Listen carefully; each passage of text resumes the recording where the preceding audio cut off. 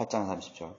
그들이 주께서 이런 말씀들을 하시니 많은 사람이 주를 믿더라. 그때 예수께서 자기를 믿은 그 유대인들에게 말씀하시기를 너희가 내 말에 거하면 참으로 나의 제자가 되고 진리를 알지니 그 진리가 너희를 자유롭게 하리라고 하시더라.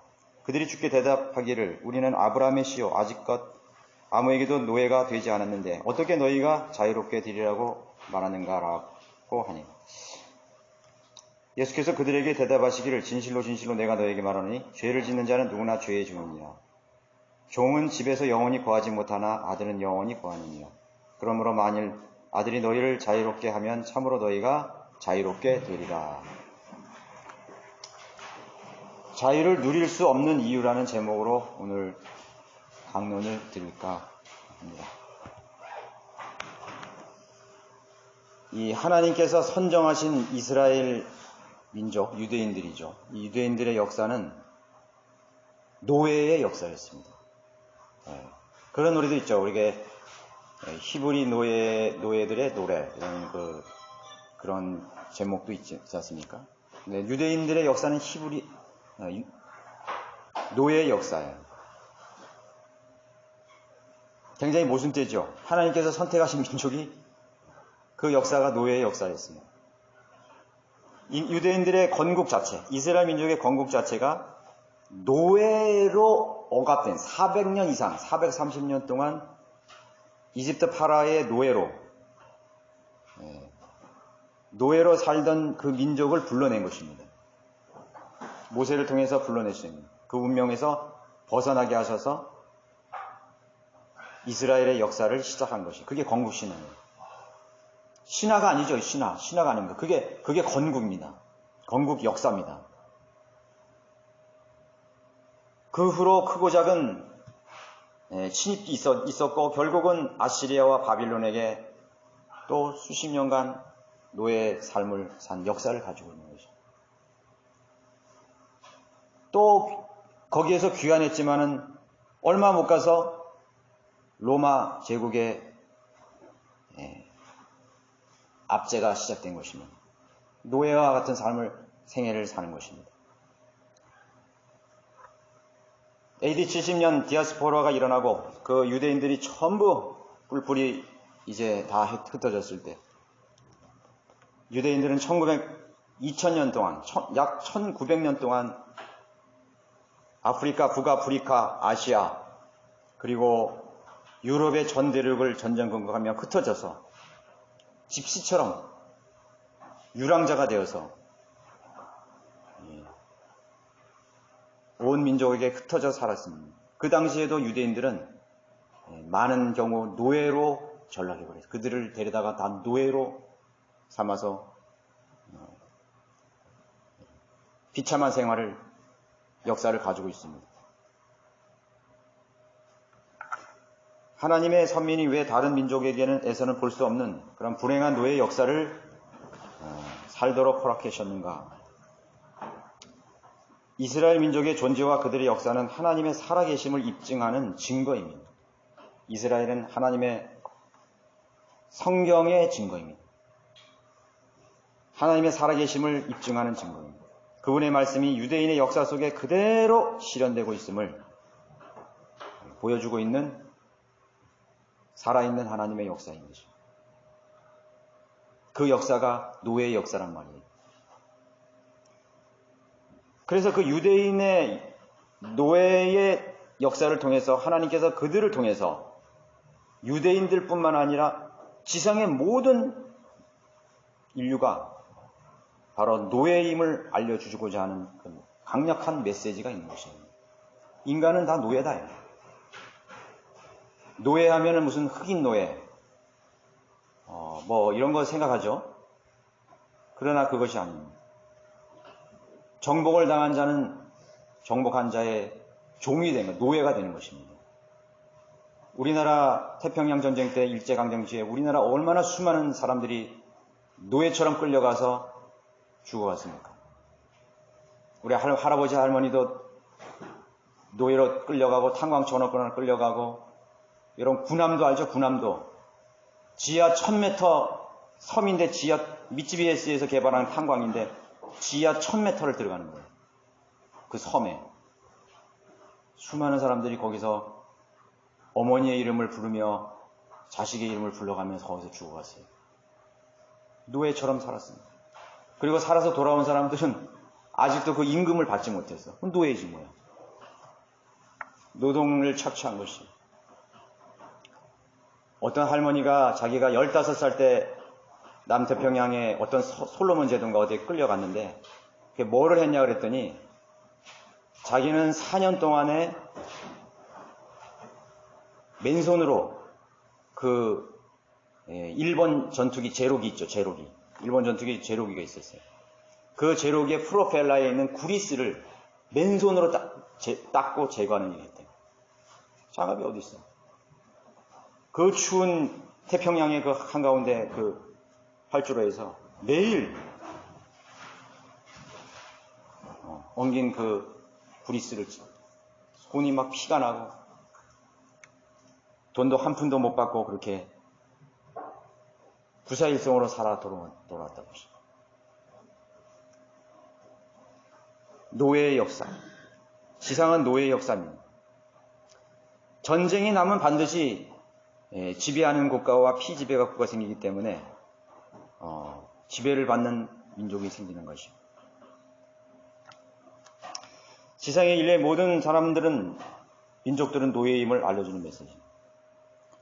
정복을 다하면 그들의 종이 된다는 성경의 원리를 그대로 입증해 주고자 하는 것입니다. 히브리서 2장 15절에서 인간은 죽음을 두려워함으로 평생을 노예로 속박되어 있는 존재다. 이렇게 규정해 주고 있습니다. 죽음을 두려워함으로 평생을 노예로 속박되어 있는 존재예요. 한 사람도 예외 없이. 예수께서 지상에 오신 이유도 바로 노예된 자들을, 평생 노예로 속박되어 있는 자들을 그 속박으로부터 자유케 해주시기 위해서 오셨다고 말씀하고 있는 것입니다.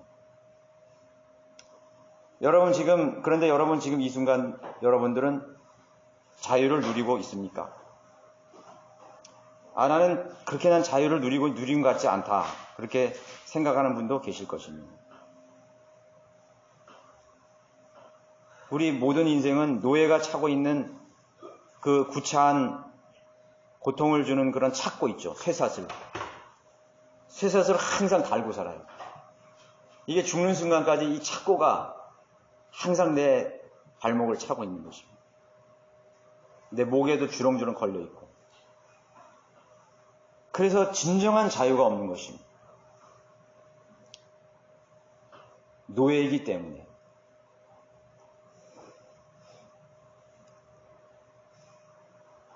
그런데 오늘 예수님께서 하신 말씀이야말로 그런 사람들에게 매우 기쁜 소식이 될 수 있습니다. 반가운 소식이죠. 성경을 읽고 공부만 한다고 해서 그 내용과 그 진리의 지식들이 다 내 것이 되지는 않습니다.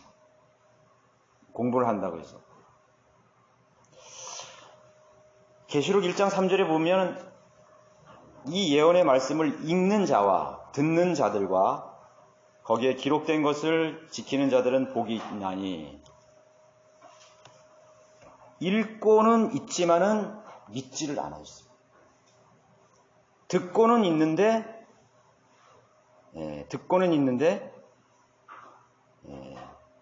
순종하거나 실천을 하질 않습니다. 이 예언의 말씀을 읽고 듣고 수없이 듣고 하지만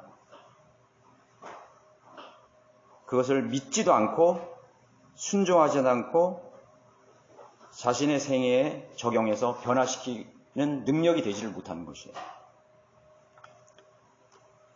복을 받지를 못하는 것입니다. 결국 그 진리의 지식을 믿고 실행하지 않기 때문에 늘 수많은 속박의 속죄로부터 자유할 수가 없는 것입니다. 인생의 짐이 너무 무거운 거예요. 뭐가 여기 탁 얹혔는데 내려가질 않는 거예요. 그게 항상 있어요. 얼마나 답답해요. 항상 뭔가 짐을 지고 있는 거야. 마음에 무슨 짐을 지고 있는 거지. 자유가 없어요. 그래서 그게 뭐 사는 게 그렇게 뭐 기쁘지도 않고 감사하지도 않고 그저 사니까 사는 거지. 그렇게 살아가는 사람들이 대부분 있는 것이죠. 주님께서 자유를 누릴 수 있는 비결을 말씀하셨을 때 그 주위에 있던 청중진 유대인들은 그 자유의 의미를 현실적이고 물리적인 그 속박의 의미로 받아들였습니다.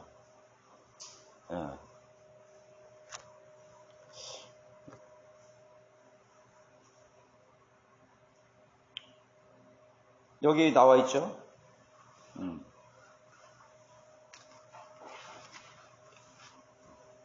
8장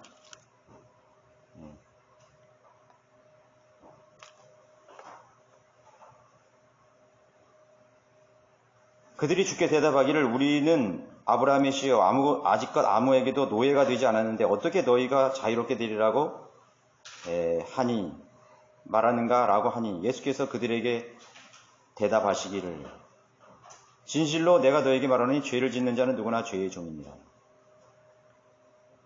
아무에게도 현실적으로 노예가 되지 않았다. 현실적이고 물리적인 그런 속박으로만 생각을 했던 것입니다. 그냥 몸이 자유로우니까. 우리 노예가 아니다, 우리는.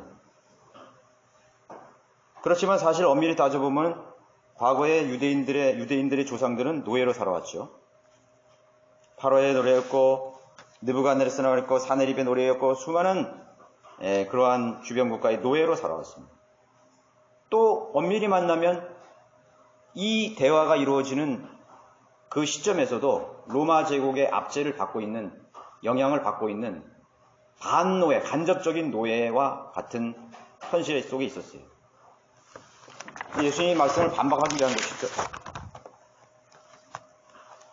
그래서 식민 통치의 대상이 100% 노예는 아니더라도 간접적인 억압이나 간섭을 받고 있기 때문에 자유롭지 못한 현실을 살아가게 되는 것입니다. 피지배인들은 지배인들의 영향에서 벗어나지 못한다는 사실을 인정해야 됩니다. 그걸 인정하지 않으려고 하는 것이죠. 정치, 경제, 교육, 문화, 언어 사용까지 영향을 받게 되는 것이죠. 시민 국가의 국민들은 어려서부터 정복자의 교육과 사회 구조에서 성장하면서 가치관이 형성되고 인격이 형성됩니다. 사고방식에 큰 영향을 받게 되는 것입니다. 우리 부모들도 일본 통치에 어릴 때 일본 통치의 기간을 받아가지고 일본 애국가를 부르시더라고요. 우리 아버지도 그렇고 우리 어머니도 그걸 다 외운 거예요. 그 어릴 때인데. 그리고 몸에 밴 이제 습관이 특히 우리 아버지 같은 경우는 대단했어요. 일본이라는 나라는 굉장히 싫어했는데 그 일본의 사람들에게 그 몸에 밴 습관들 그거는 굉장히 되는 거예요. 그게 항상 나타나요.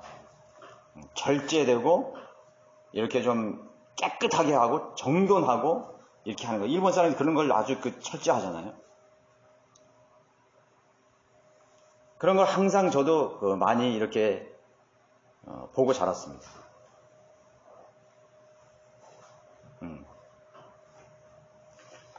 가치관이나 인격, 사고방식에 영향을 받게 되는 것입니다.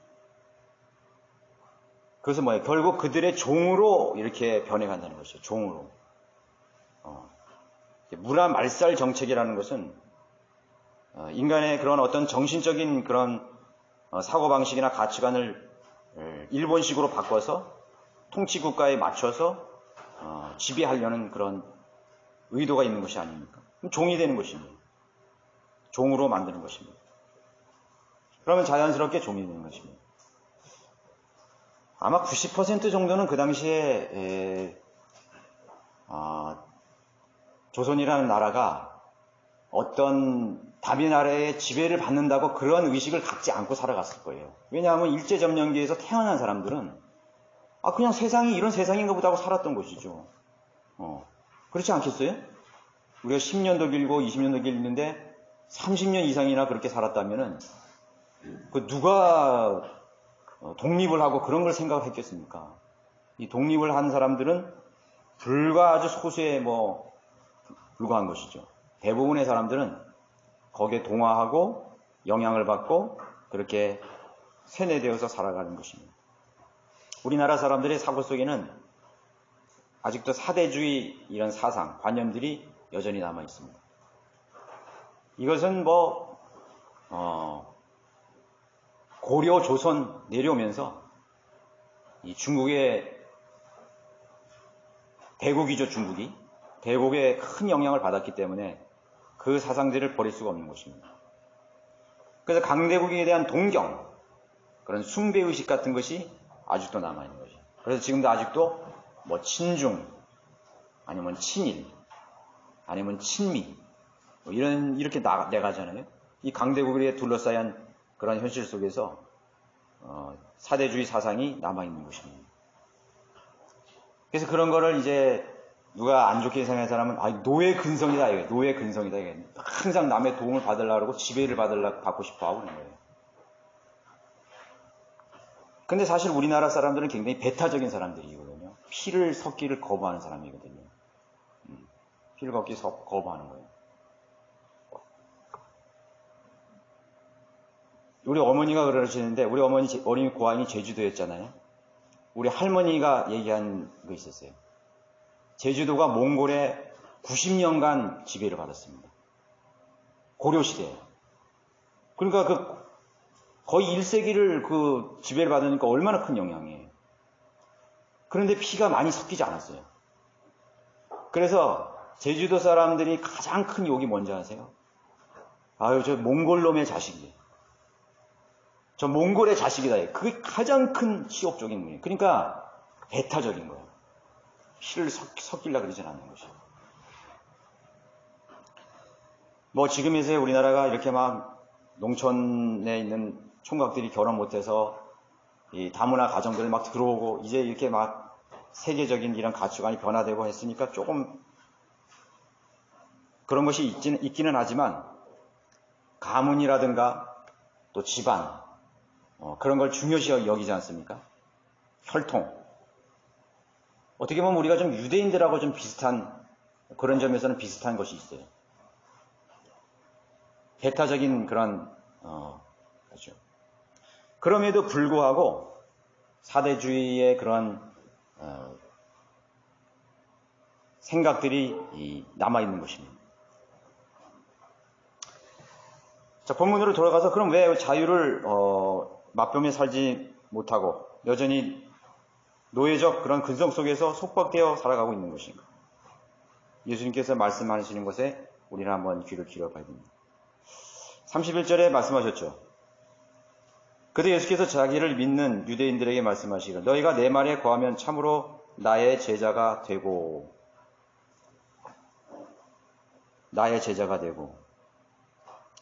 그리고 그 이어서 진리를 알지니 그 진리가 너희를 자유롭게 하리라고 하시더라.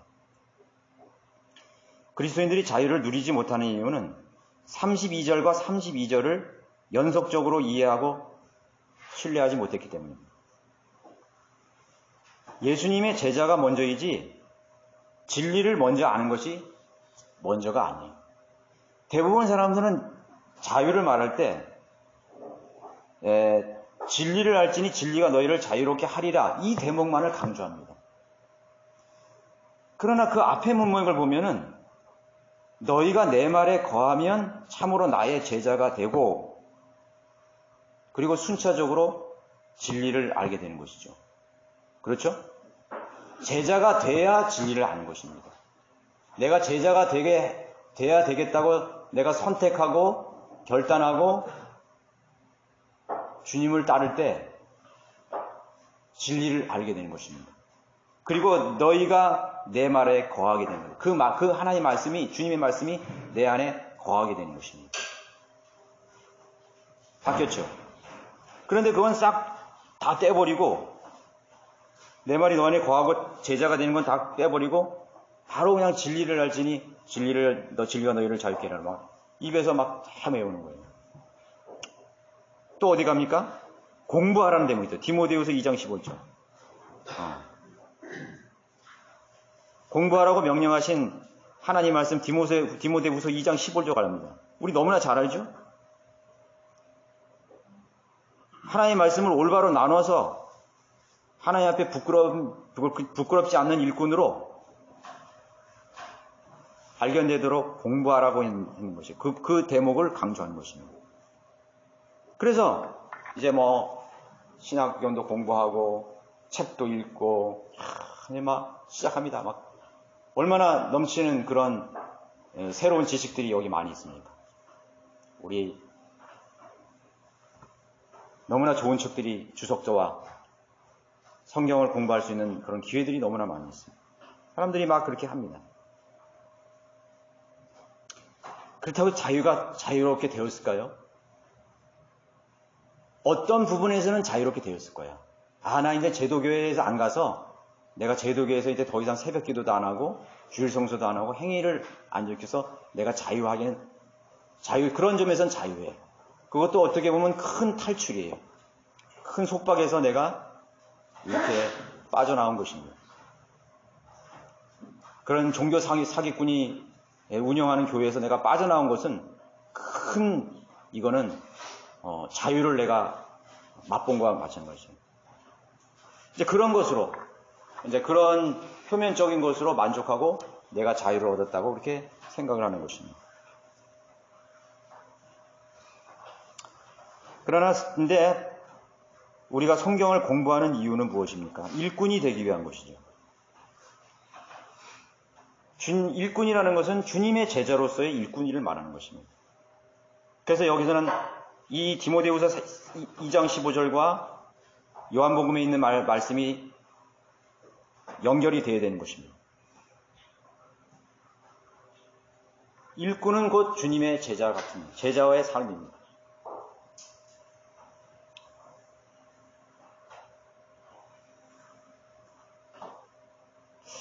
학교에서 여러분 위인전을 읽으라고 많이 들었죠. 우리 학생 때. 좋은 위인전을 많이 이렇게 권장하고 읽었어요. 그 위인전을 왜 읽으라고 하죠? 그 위인전 속에 있는 그 인물, 그 주인공, 위인처럼 살기 위해서 책을 읽는 거잖아요. 그렇죠? 독후감도 쓰고 나는 이 책에 나온 위인처럼 나는 어떻게 살 것이란가에 대해서 내가 다시 한번 생각해보고 그런 인생의 목표들이 생길 수가 아니에요. 그런 세상의 위인전도 내가 그것을 읽고 공부했을 때 내 삶의 변화를 목표를 하기 위해서 교육적인 것으로 목표를 가지고 위인전을 읽는 것입니다. 살아있는 지식은 실생활에서 유익을 주고 영향을 주고 내 삶의 방향을 변화시킬 수 있는 능력이 되는 것입니다. 진리를 알게 된 시점이 언제인가? 주님의 말씀이 내 안에 거한 후인 것입니다. 진리의 지식을 안다는 것은 진리의 지식에 이르렀다는 것은 바로 우리가 선행되어야 될 문제, 내 말이 너희 안에 거해서 우리가 주님을 따르고 있는 그 시점, 이미 주님을 따르고 있는 변화된 삶의 그 시점 속에서 진리의 지식이 형성이 되기 시작하는 것입니다. 주님을 따르려고 하는 결단과 선택이나 순종이나 내 삶의 동선의 변화가 없는데 내가 단순히 책상에서 책을 공부하고 끝없이 듣고 읽고 하면서 나는 진리의 지식에 이르렀다고 하는 사람이 나는 너무나 많이 봤어요. 저는 너무나 지금도 보고 있어요. 또 그렇게 가르치는 사람도 있을 거예요. 나는 있다고 생각을 해요. 그리고 그들에게서 나오는 말이나 언행심사들, 그들의 생애의 모습들을 보게 되는 것입니다. 언밸런스죠. 많은 그런 정보와 지식들은 많이 가지고 있는데 그 사람은 한 가지라도 하나님의 일꾼답지도 않고 예수님을 따르는 제자 같지도 않은 것입니다. 그것도 자기 십자가를 지고 주님을 따르는 사람처럼 결코 보이지를 않는 것입니다. 더 살아서, 더 육신이 꿈틀거리고 살아서, 더 아담의 그런 죄성이 더 기가 커져서 마귀가 쓰기에 가장 적합한 그런 도구로 탁 예비가 되는 것이에요. 예수님의 제자가 아니라 사탄의 제자가 되는 것이에요. 마귀의 종이라 그러죠. 마귀의 제자가 되는 거예요. 그래서 큰 문제를 일으키는 사람들을 항상 보면은 못 배운 사람이 아니에요. 너무 부끄럽잖아요. 심지어는 목회자들도 있어요. 목사들도 있다니까, 목사들, 설교자들. 그냥 타락하고 배교한 사람들이 더 많은 거예요. 너무 안타까운 것이죠. 10년, 20년, 30년 선배들이 마귀의 종이 돼서 교회를 파괴하기도 하고 형제자매들을 실족시키기도 하고 상처를 주기도 하고 증오하고 시기하고 다투고 편파를 짓고 순수함을 다 잃어버리게 만드는 것이에요. 왜? 마귀가 쓰기 때문이었어요. 순서가 잘못됐어요. 자기 십자가를 지고 그것은 너희가 내 말 안에 거하면 참으로 나의 제자가 된다. 그리고 진리를 알게 되고 진리가 너희를 자유롭게 해내는 것이다. 하나님께서 진리의 지식을 깨우치는 방법을 저는 그 사람이 가진 명석한 머리로 그 진리를 깨우치지 않게 한 것에 대해서 참으로 감사를 드려요. 100점을 맞았다고 해서 그 사람이 진리를 깨우친 게 아니에요. 깨우친 게 아니라니까요. 그거는 공부지. 학력고사 공부 잘하는 사람들이 하면 쫙 공부 잘하는 거죠. 저는 신학원 공부할 때 그렇게 잘하려고 해도 안 되더라고요. 나도 학교 다닐 때 좀 공부 좀 했다고 생각했는데 잘 안 되더라고. 내가 한번 1등 해봐야지 했는데 안 되는 거예요.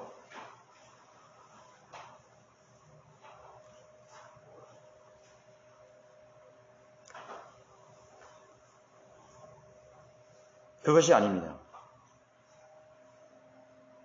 성경은 절대로 속과 내면이 변화되지 않은 채 실제적인 행위나 생활이 나타날 수 없다고 가르치고 있습니다. 사람은요, 내면적인 존재거든요. 내면적인 존재. 하나님이 그렇게 우리를 창조했어요.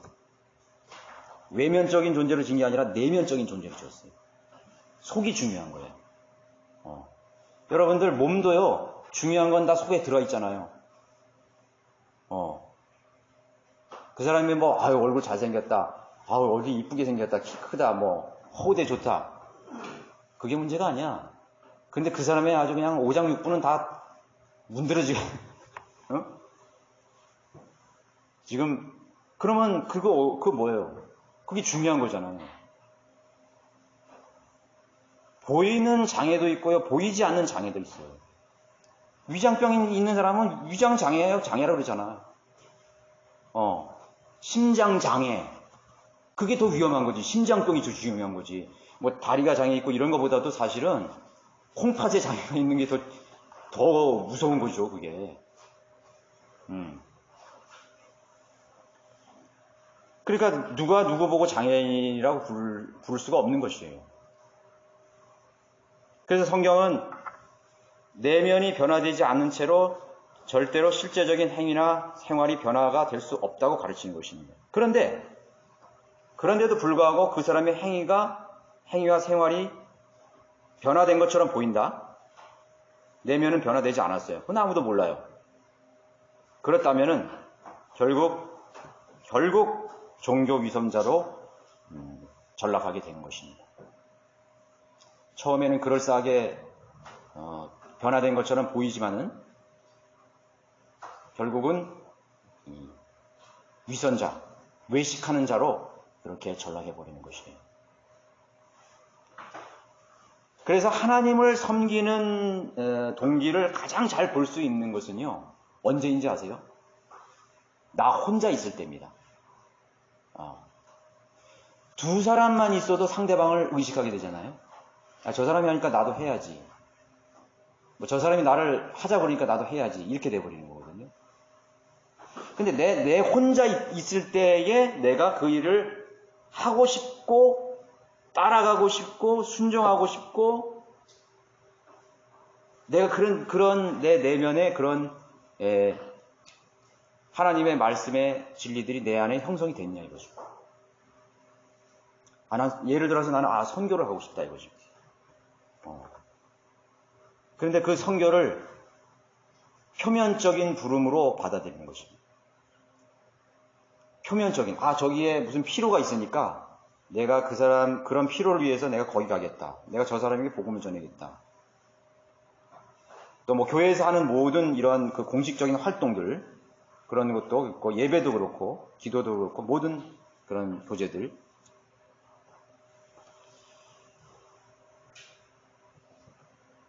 자기 자신의 내면에서의 싸움과 승리가 없는 후에 일어나는 모든 행동들은 전부 위선입니다. 모두 위선이에요. 여러분의 마음속에서 그게 다 이루어져야 됩니다. 선교는 현장에서 이루어지는 것이 아니라 이미 내 마음의 터전에서 이루어지는 것입니다. 내 마음이 선교지예요. 내 마음의 선교지 안에서 싸움이 일어나고 거기서 내가 승리하고 그 위에 실제적인 선교가 일어나는 것이에요. 구령도 마찬가지예요.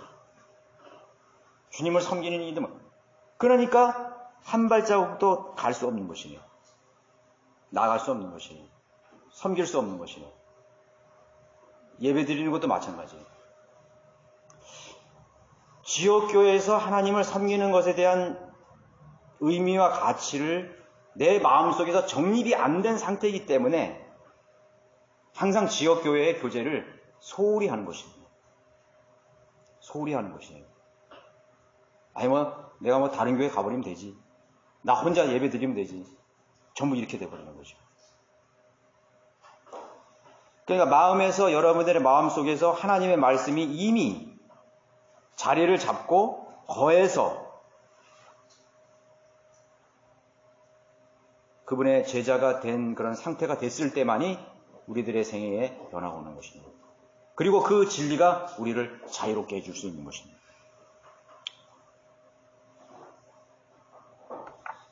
저는 바이블 빌리버, 우리 성전을 믿는 사람들 안에서조차도 자유를 누리지 못하는 사람들을 많이 보고 있습니다. 그들의 직분이나 그들의 믿음의 생활의 경력, 또 시간들, 그것과는 무관하게 여전히 죄와 육신과 세상 가치관의 그런 굴레 속에서 벗어나지 못한 채 그런 형제 자매들을 많이 보고 있는 것입니다. 안타까울 뿐이에요. 그 속박에서 여전히 갇혀 있는 것입니다. 근심과 걱정을 처리하는 법을 아직도 몰라요. 아직도 몰라요.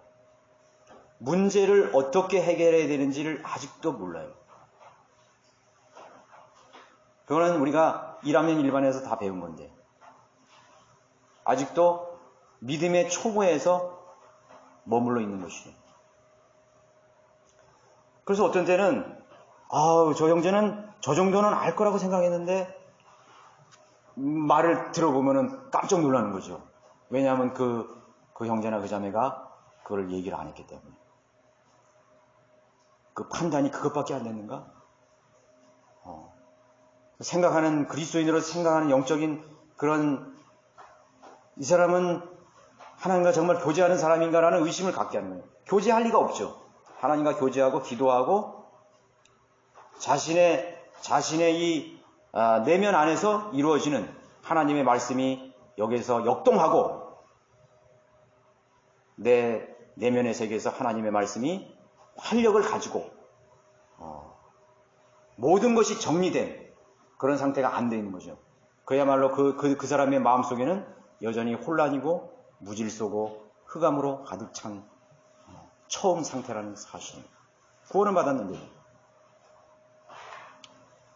몸의 속박, 행동의 동선의 자유가 없는 이유는 마음이 이미 무엇인가의 속박에 갇혀 있다는 것이에요. 그런 증거입니다. 저도 이제 요번 달에 제가 업무 분장이 있어가지고, 다 이런 구역이 조정이 돼서 너무나 바빴어요.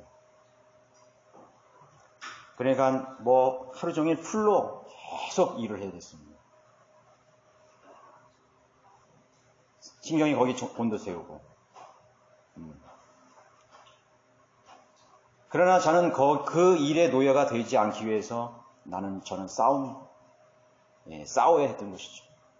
나는 내가 아무리 바쁜 이 일이라도 나는 이 일이 나의 주가 아니다 이거죠.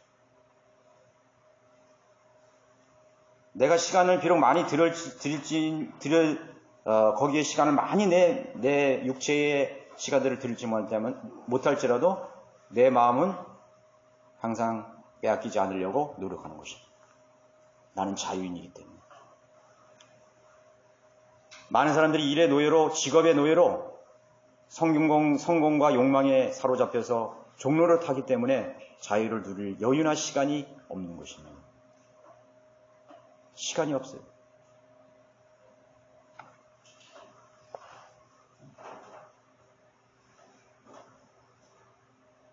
여러분, 예수님을 처음에 영접할 때 뭐라 그러시죠?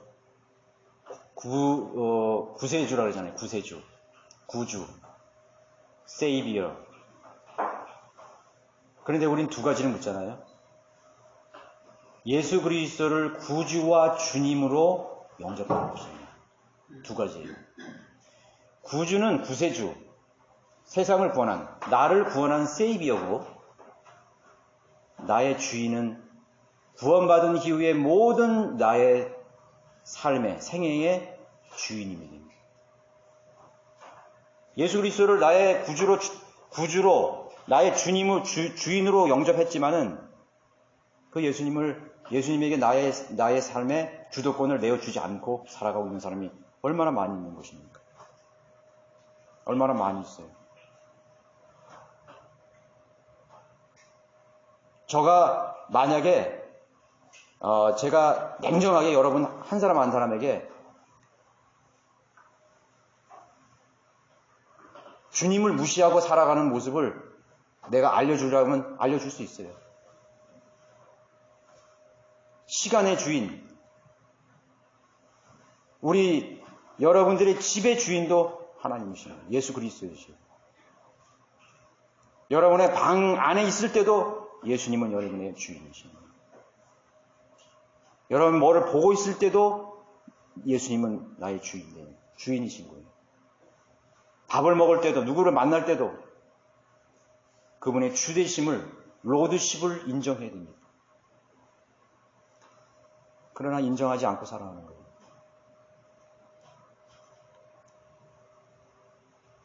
제자의 삶이 아니죠.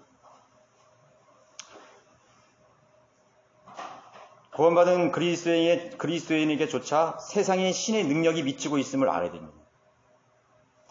우리가 하나님을 인정하지 않고 예수 그리스도를 구주로 인정하지 않고 살아가면은 바로 마귀의 악한 영이 어둠의 세력이 그 능력이 나를 지배하기 시작하는 것입니다.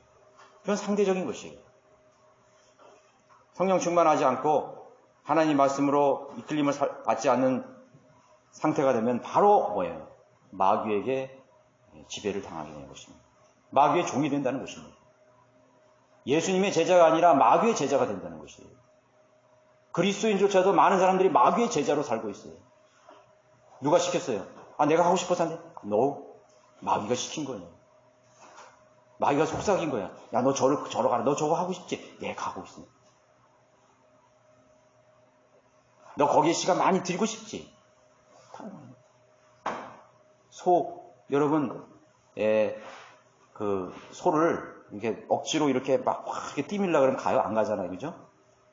근데 소의 코에다 코를 딱 끼워가지고, 콧뚜레를 끼워가지고 줄을 잡아서 딱 당기면 어린아이가 딱 와서 쫙 따라가요. 와, 탁탁 당기는 거예요. 코가 깨었어요. 마귀에게 코가 깨어서 살아가는 가련한 그리스도인들. 자유가 있을 수가 없죠. 자유가 없어요. 수많은 종류의 속박에서 헤어나지 못하고 전전긍긍하면서 살아가는 것입니다. 기도는 하긴 하는데 참된 자유를 누리지를 못하는 것입니다. 부모가 노예로 살면 자녀들도 노예가 되는 것입니다. 영적인 의미가 있는 것이에요. 부모가 노예의 신분이면 자녀도 노예로 신분이 되는 거죠. 자동적으로. 우리 영적으로 한번 생각해 보죠. 부모가 주님을 따르는 삶이 아니라 세상을 따르고 마귀를 따르는 육신적인 삶을 살아간다면 자녀들도 그대로 똑같이 죄의 노예요. 또 자유가 없는 수많은 굴레 속에서 살아가게 될 것입니다. 그리고 그것을 물려주게 되는 것입니다. 믿음의 유산을 물려주는 게 아니라 족쇄를 물려주고 속박을 물려주고 불행한 그런 신분을 물려주게 되는 것입니다. 여러분의 가운이 무엇입니까? 여러분 가운을 쓴다면 무엇이라고 쓰겠습니까? 한번 생각해 보십시오. 여러분들이 가정에서 최우선으로 여기라고 할 수 있는 그런 슬로건은 무엇입니까? 여러분 슬로건이 뭐예요? 좌우명이 뭡니까? 그게 여러분들의 가정의 것이 돼요. 특히 영적인 가장은 그렇습니다. 영적인 가장. 아버지라는 사람도 연약하죠. 저도 얼마나 연약한지 몰라요. 그러나 내가 그 연약함 속에 빠져서 헤어나올 수 없고 현실에 집착해 살고 수많은 염려와 걱정 속에 살고 믿음을 다 잃어버리고 산다면 내가 우리 가정에게, 내 아내나 내 자녀들에게 외칠 말이 있어요? 가운으로 내가 가르칠 말이 있겠어요? 절대로 할 수 없어요.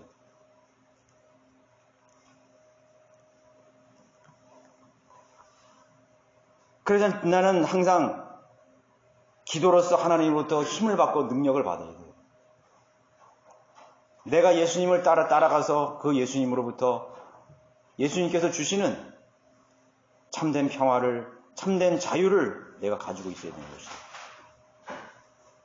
아빠는 자유로운 사람이야. 돈에도 자유롭고, 일에도 자유롭고, 어떤 문제 있어도 다 자유로워. 그렇게 말해줄 수 있어야 돼요. 돈이 없어? 집이 없어? 그러면 저 단칸방에 월세 가는 사람, 그런 자유가 있잖아요, 그게. 그런 데서 살면 어떡하나, 난 죽어버릴 거야. 어떤 사람은 보이스 피칭 해가지고 1200만 원인가 빚을 졌다고 해서 자살했어.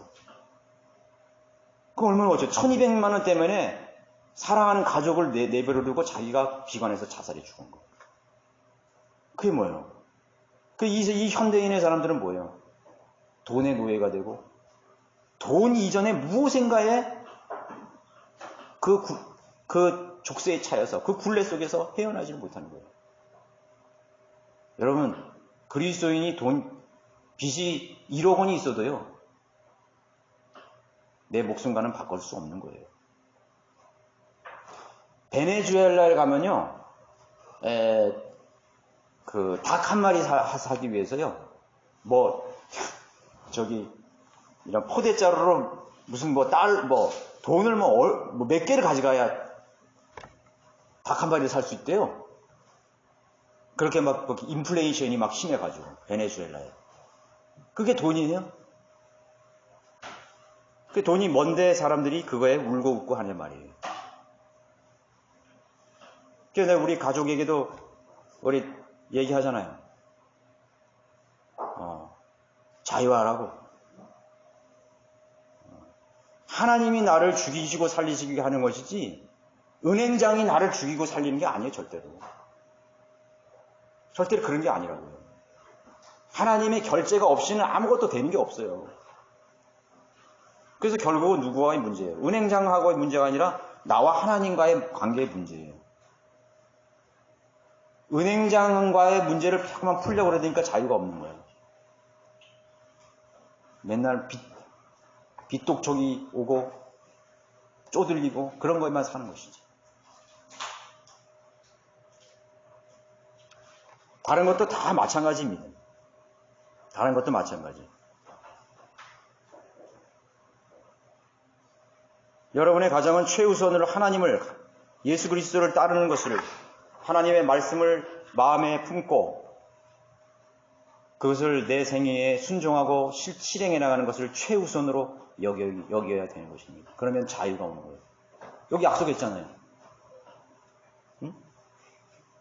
36절에 보세요. 그러므로 만일 아들이 너희를 자유롭게 하면 참으로 너희가 자유롭게 되리라.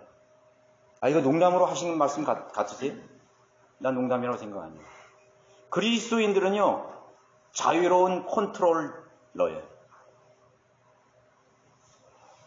여러분들은 이제는 시간과 여러분들의 삶의 모든 동선과 모든 것을 여러분들이 스스로 믿음 안에서 컨트롤할 수 있는, 조종할 수 있는, 자유자재로 여러분들의 생애를 만들 수 있는 그런 주체자가 되는 것입니다.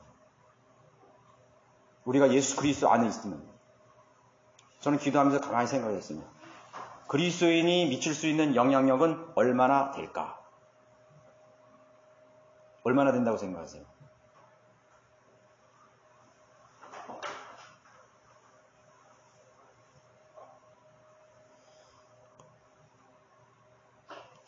하나님께서 하시면 무엇이든지 할 수 있는 것입니다. 내게 능력 주시는 자 안에서, 그리스도 안에서 내가 모든 것을 할 수 있는 이란 말이 무슨 말이죠?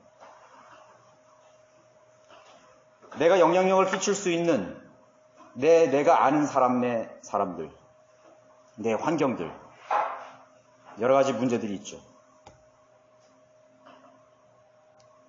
하나님 앞에 여러분은 믿음을 보이고 하나님을 신뢰한다면 하나님께서 그 일들을 행하시는 것입니다. 내 그리스도인의 영향력이라는 것은 내가 생각하는 그 영향력만이 내 영향력이 아니에요. 어마어마한 상상할 수 없는 범위를 가지고 있는 것이 나의 영향력이라는 사실이에요. 피터 럭간 목사님이 그 자매님하고 독일 여행을 가셨는데, 그분이 원래 오스트리아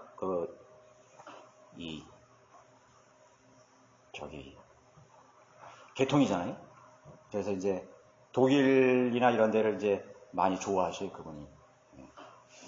그래서 독일 여행을 갔는데 거기 선교사가 한 명도 없는 거예요. 복음성에 전부 부패했어요. 독일이 종교개혁의 나라고, 루터의 나라고, 또 오스트리아나 이런 스위스는 츠빙글리의 개혁자들의 나라인데 복음도 없고 다 배교하고, 그게 가슴이 너무 아파서 이제 미국으로 돌아와서 이제 자기 너무 늙었고 이제, 그래서 하나님께 기도를 했대요. 그런데 그 피터 럭만 목사님이 그 독일에 대한 그런 그 독일의 국민들, 도이칠란드의 그런 혼들에 대한 것을 잊을 수가 없어가지고 막 가슴에 막 불이 타가지고 견딜 수가 없었다는 것이죠. 그래가지고 교회에 와서 여기 강단에서 아무도 없는데 혼자서 막 이제 하다 보니까 너무 막 마음이 복받치니까 막 하나님께 부르짖었겠죠. 근데 평일인데 어떻게 교회에 어떻게 좀 책을 사러 오려고 했던 어떤 청년이 여기 밖으로 서기 있다 뭐 고함 지는 소리가 나가지고 뒷자리에 조용히 앉아서 들으니까 우리 목사님이 피터라고한 목사님이 기도를 하시는데 정말 들어보니까 그 독일의 혼들을 위해서 기도하는 거죠. 그래가지고 거기서 성령님이 그 청년 형제에게 성령님이 오셔가지고 내가 가야 되겠다. 그렇게 해서 기도에 응답이 돼서 그 형제가 독일의 선교사로 사역을 하고 있어요. 그래서 저기 피크라우크만 목사님 간증해요.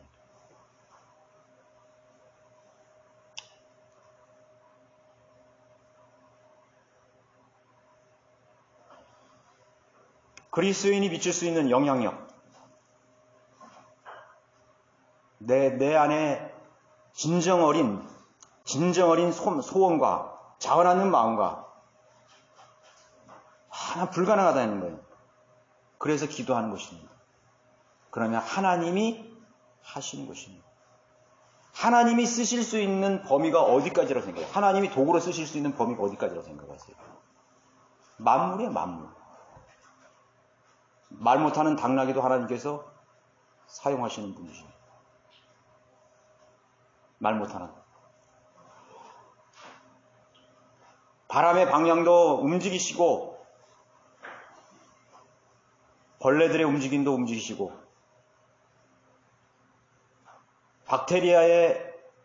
박테리아의 생성도 하나님 다 움직이십니다. 여러분들이 하나님의 뜻 안에서 주님의 제자로서 주님을 따라간다는 것은 얼마나 자유로운 것입니다. 그게 얼마나 자유로워요. 얼마나 자유롭습니다. 그래서 저도 그렇게 벌써 오래전부터 기도하고 있어요. 남이 내 기도를 드리면 험한 깼다고 그럴 수도 있어. 아이고, 저 형제는 실은 불가능한 걸 해야지 저렇게 허황된 저렇게 기도하나. 내 마음에 없는데 그 기도를 하면 허황된 거예요. 그런데 하나님께서 내 마음에 그 마음을 넣어주셔서 내 마음에 이미 불이 붙었어. 그리고 내가 이런 여건이 아니면 당장이라도 난 가. 그 일을 난 해요. 그 일을 한다니까요. 그만큼의 나의 마음의 열정이 있는 것이에요.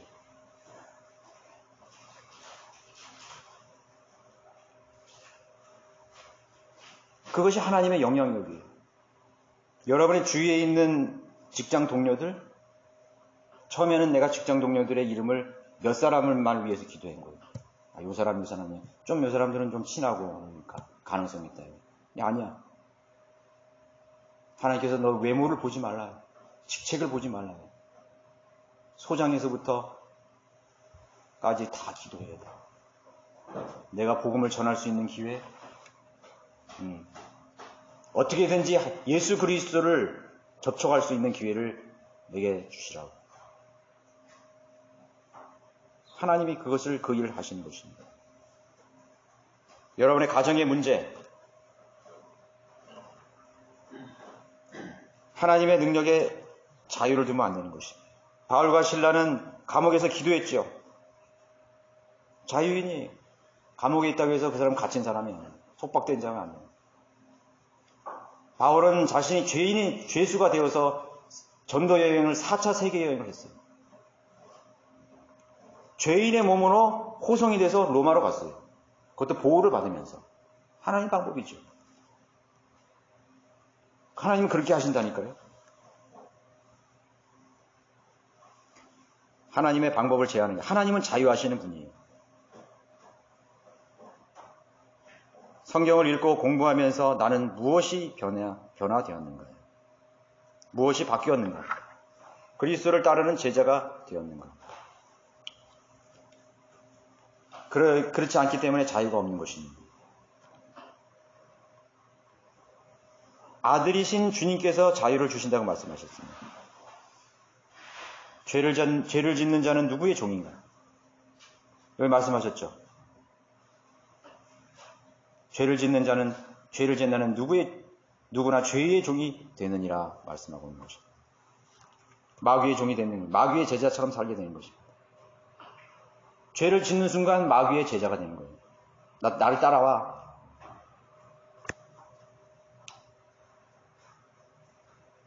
여러분, 죄가 행동으로 드러나는 것이 늘 죄라고 생각하십니까?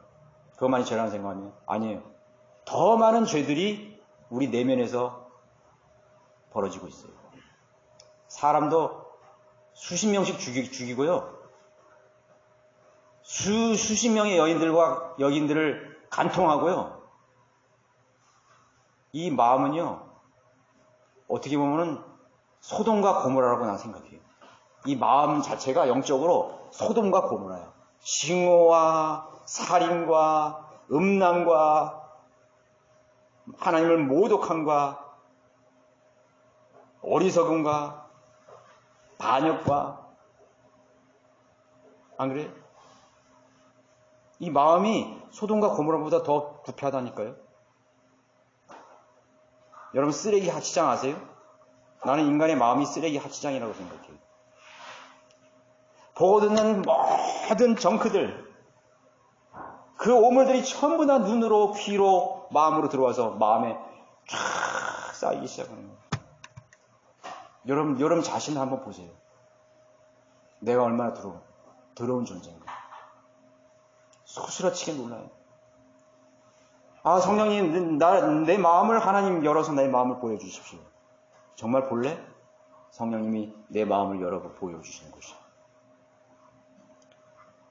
보여주지 마세요. 그냥 덮어버리십시오. 그리고 갈보리 제단 앞에 다 태워버리십시오. 그 갈보리 제단이 아니었더라면 나의 이 쓰레기보다 더 못한 나의 오물들을 내가 어떻게 처리했었을 것이야. 나는 결국 지옥에 갈 수밖에 없는 존재였군요. 인정하게 되는 것입니다.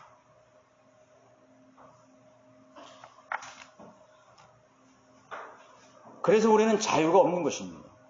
하나님의 말씀이 거할 곳이 없기 때문에 하나님 그리스도의 참 제자가 될 수 없고 주님을 위해서 한 가지라도 결단을 내릴 수가 없는 것이에요. 사람을 의식하고. 사람을 얼마나 의식해요? 근데 사람이 참 이상해요. 자기는 아무것도 아니라 그러면서 또 자기는 대단한 것처럼 생각하는가 봐. 야, 나는 사회적으로 나는 공무원인데. 야, 사회적으로 나는 어느 아파트에 그래도 30평대에 살고 있는 사람인데. 옷도 이렇게 입었는데. 멀쩡하게 생겼는데. 나는 여기 지역에 몇 년간 살았는데. 그렇게 하면서 다른 사람을 굉장히 의식하는 것이에요. 여러분들이 아플 때 그 사람이 여러분들에게 해줄 수 있는 것이 무엇일까요? 여러분들이 죽을 때, 여러분들이 하나님 앞에 갈 때 그 사람들이 여러분들에게 해줄 수 있는 것이 무엇이 있을까요? 여러분의 가족조차도. 언젠가는 다 죽어서 무덤으로 갈 존재들일 것입니다.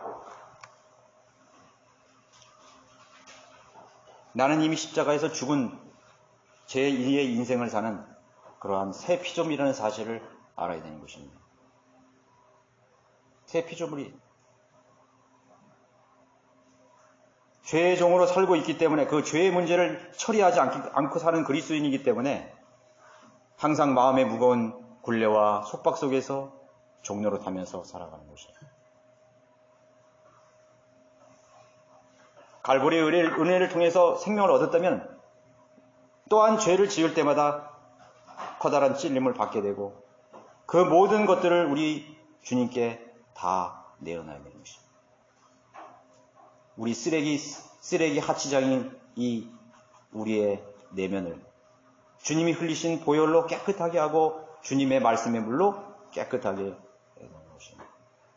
비로소 자유가 찾아오는 것입니다. 노래가 나오는 것입니다. 두려움이 없어지는 것입니다.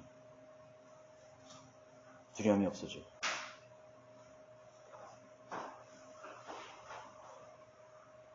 남을 용서하지 못한다. 난 다 하는데 나는 하는 건 다 성령 충만한 것 같은데 나는 그 한 사람만은 난 좀 약간 나는 그 사람 용서할 수가 없어. 그 어떻게 될까요? 자유가 없어요. 자유가 없습니다. 지옥교회 내에서 한 사람이라도, 아니 전국에 있는 지옥교회의 모든 성도들 중에서도 한 사람이라도 내가 얼굴을 보고 싶지 않는 사람이 있다면 그 사람은 자유할 수가 없어요. 내가 그 사람 안 보면 돼. 아니, 인간은 내면적인 존재라니까. 난 그 사람 안 보면 돼. 나 거기 안 갈 거야. 나 안 만날 거야. 마주칠 수도 없어. 그리고 속으로 생각하죠. 에이, 그 사람 하나님께 벌 받아야 되는데. 그 인간이에요. 하나님께 부복해야 됩니다. 저도 그런 마음이 있어서 내가 얼마나 하나님 앞에 부복했는지 몰라요. 근데 그게 떨쳐버리지가 않는 거야. 떨쳐지질 않는 거야. 그게 막 내 마음에 그 사람이 했던 말이 나에게 살아나고 떨쳐지질 않는 거야. 또 하나님 앞에 나가서 이 문제를 해결해야 돼요. 주님, 내 마음에 그 사람을 용서하지 못하고 또 증오하는 마음이 내 안에 있다. 하나님 앞에 간절히 부르짖는 것이요. 그것이 있는 한 주님, 저는 자유함이 없습니다. 주님, 저는 주님의 제자로 살기 원합니다. 내가 또 설교를 해야 되잖아요.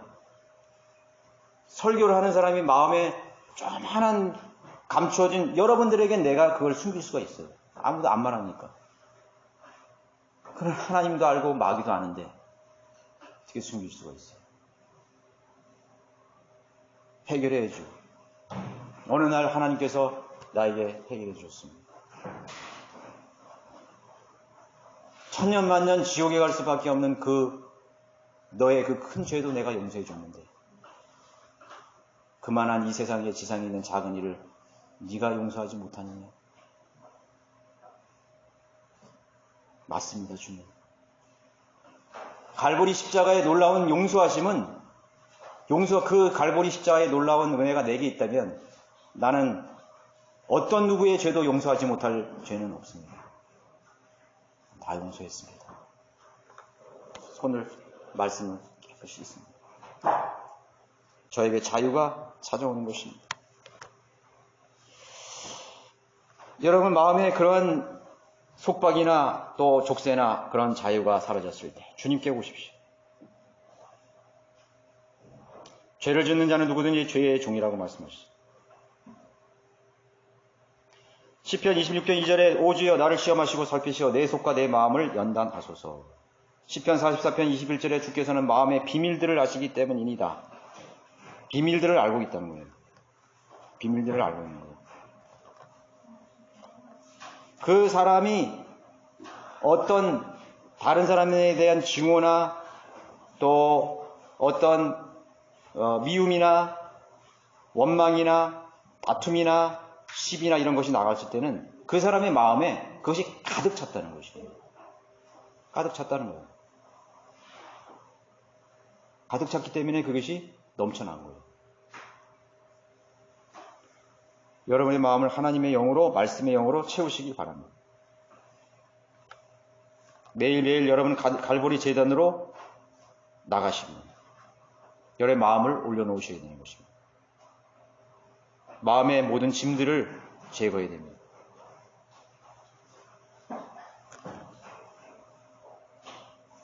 나는 길이요 진리요 생명이라 말씀하셨죠. 결론적으로 우리는 그리스도, 나의 주를 따르는 사람, 나는 주님을 따르는 참제자가 되기 전에는 나는 결코 자유할 수가 없다는 사실을 알아야 됩니다. 자유할 수는 없어요. 모세가 바로 앞에 섰을 때 하나님 백성을 보내달라고 그랬더니 이집트의 옆에 있던 이집트 술사가 우리도 능력이 있다 이거죠. 그래서 지팡이를 탁 던졌어요. 그랬더니 그 지팡이가 뱀이 딱 됐죠. 그랬더니 모세가 잠깐 있다가 자기가 갖고 있는 지팡이를 딱 던졌습니다. 그리고 모세가 변한 그 지팡이가 변한 뱀이 술사들이 만들어 놓은 뱀들을 다 잡아먹어 버렸어요.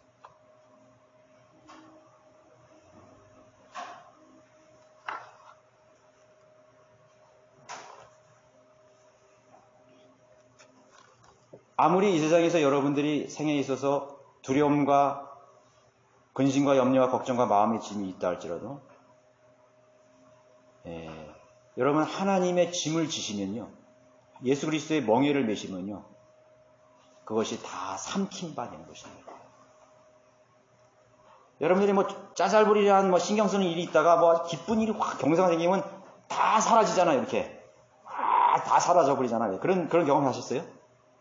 그건 아무것도 아닌 일이었는데, 또 뭐 조그마한 근심하다가 뭐 큰 일이 닥치면 그건 일도 아니었어. 여러분 그렇게 생각 많았잖아요. 우리가 그렇게 살고 있다니까. 조그마한 일들 가지고 마치 그것이 막 전부인 것처럼 막 대단하게 사는 거예요. 그런데 그게 한 2년 3년 되돌아보면 아무것도 아니냐. 내가 그때 왜 내가 그렇게 살아줬지? 내가 왜 10년 전에 그렇게 살았을까? 좀 사람이 좀 이렇게 좀 가슴을 열고 정말 주님의 마음으로 살았어야 되는데, 그때 내가 기도가 부족했구나. 그거 깨닫게 되는 거거든요. 내가 왜 그렇게 시간을 그냥 막 내 일에 그냥 매달려서 아웅다웅하면서 살고, 굶느니 뭐니 하면서 살고, 집이 있느니 없느니 살았고 그렇게 살았을까요? 자동차 없으면 걸어다니면 되지 뭐. 여러분 그런 마음을 가지고 살면 되는 거예요. 그런 사람이, 저도 그렇게 경험해왔어요. 한 끼만 먹고 사는 적도 있어요. 그리고 하나님 앞에 간구드리고 기도하고 하나님과 동행하시면 되는 것입니다. 기도의 생활, 경배하는 생활, 말씀 안에서 주님과 교제하는 생활이 우선이 되어야 돼요. 복음 전파와 선교도 마음에서 먼저 이루어져야 되는 것입니다. 마음에서 이루어져야 되는 것입니다. 복음 전파의 동기는 다른 사람이 하는 것을 보고 생기는 게 아니에요. 성경을 읽다가 하나님과 교제하다가 하나님께서 그리스도의 사랑을 우리에게 넣어주시는 거예요. 그런 마음이 현실과 접목이 돼서 그것이 실행이 되는 거예요. 실행이 되는 거예요. 흉내 내려고 그래봐요. 얼마나 힘들어요. 전도지 한 장 못 줘요. 경배 드리는 게 여러분 힘드십니까? 여러분 예배 드리는 게 그렇게 힘드셔요? 기도 생활이 여러분 힘드십니까? 주님을 섬기고 또 교제하는 일이 힘드십니까? 힘들어서는 안 됩니다. 힘들어서는 안 돼요. 사랑하는 사람들은 절대로 힘들지 않습니다. 하나님을 사랑한다는 사람의 증거는 주님을 위한 어떤 섬김도 절대로 힘듭니다. 그것은 나의 기쁨이며 즐거움인 것입니다. 나의 자유인 것입니다. 내가 그분 안에서 자유를 누리는 것입니다.